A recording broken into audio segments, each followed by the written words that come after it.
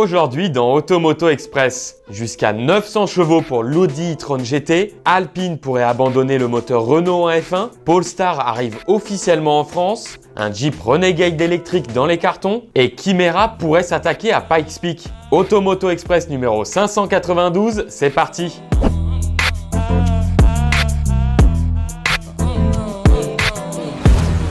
Jusqu'à 900 chevaux pour l'Audi e-tron GT. Comme sa cousine le Porsche Taycan, l'Audi e-tron GT se met à jour. La famille du coupé 4 portes évolue avec l'apparition d'une version S en entrée de gamme à la place de l'e-tron GT Quattro, tandis qu'une nouvelle version RS Performance vient s'ajouter au sommet du catalogue. Côté look, la face avant paraît plus agressive, surtout sur les modèles RS, avec un bouclier et une calandre retravaillés et des prises d'air élargies, alors que la variante S ne change pas beaucoup par rapport à l'ancien modèle. Mais ce qui nous intéresse vraiment, c'est ce qu'il se passe sous le capot. Déjà, le modèle de base S e-tron GT offre 679 chevaux contre seulement 476 avant avec l'e-tron GT Quattro. Ensuite, la RS e-tron GT passe de 598 à 856 chevaux et même à 925 chevaux pour la nouvelle version Performance, ce qui fait d'elle l'Audi de série la plus puissante de l'histoire. Qui dit plus de puissance, dit plus de performance, et elles sont bien là. Le 0 à 100 km/h est expédié entre 3 secondes 4 et 2 secondes 5 selon le modèle. Il y a aussi du progrès du côté de l'autonomie qui peut aller au mieux jusqu'à 609 km. C'est 108 de plus que l'ancien modèle.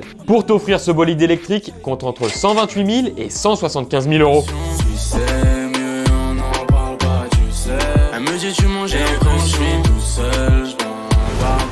Alpine pourrait abandonner le moteur Renault en F1. La Formule 1 est toujours pleine de rebondissements et la nouvelle rumeur le confirme. D'après nos confrères anglais d'Autosport, Alpine envisagerait d'abandonner le moteur Renault à partir de la saison 2026. Il semblerait que le développement de la future motorisation représente un trop gros investissement, alors que l'écurie est déjà en retard au niveau des performances du bloc hybride actuel. Le patron d'Alpine F1, Bruno Famin, sera actuellement en discussion avec Mercedes qui aura une place de libre, puisqu'Aston Martin passera au moteur Honda en 2026.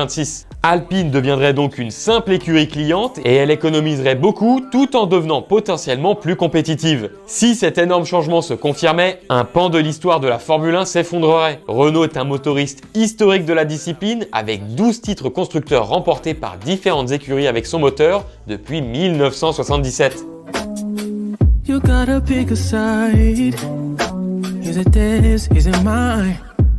C'est le sujet de la question du jour. Qu'est-ce que tu penses de ce possible abandon du moteur Renault? Dis-nous ta réponse en commentaire.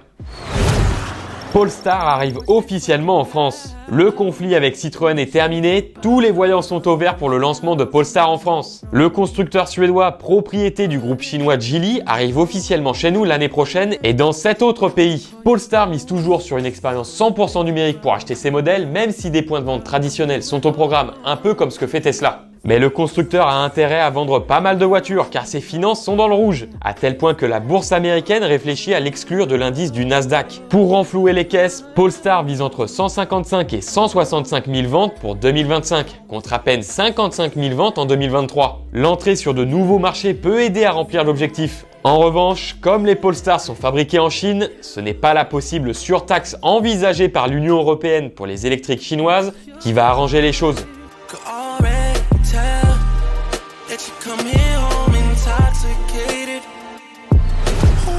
Un Jeep Renegade électrique dans les cartons. Ça fait maintenant 10 ans que le Jeep Renegade est au catalogue et une seconde génération devrait enfin pointer le bout de son nez. Enfin, pas avant 2027. Pour ce renouvellement, le SUV urbain devrait passer à la plateforme STLA Smart Car du groupe Stellantis et deviendrait donc un cousin technique du Citroën C3 Aircross ou du nouvel Opel Frontera.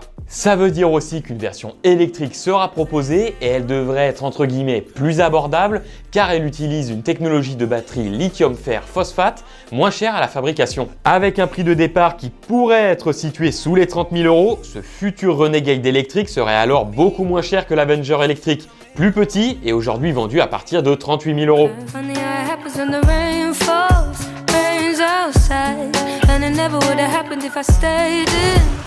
Chimera pourrait s'attaquer à Pikes Peak. Après la Evo 37 présentée en 2022 et la Evo 38 cette année, Chimera a partagé quelques rendus de son prochain modèle baptisé K39. Le petit constructeur italien spécialisé dans la restauration d'anciennes Lancia et de sportives néo-rétro s'inspire toujours de la mythique Lancia 037. Mais cette fois, l'aéro a été encore plus poussé, comme tu peux le voir avec cet énorme aileron à l'arrière. À l'occasion de sa présentation officielle le 22 juin prochain, Chimera en profitera pour dévoiler l'objectif de ce nouveau modèle. Car quand on regarde les dernières publications sur les réseaux sociaux de Chimera, on se dit qu'il pourrait bien viser Pikes Peak, la plus célèbre des courses de côte. La compétition commence un jour après la présentation de la K39, comme par hasard.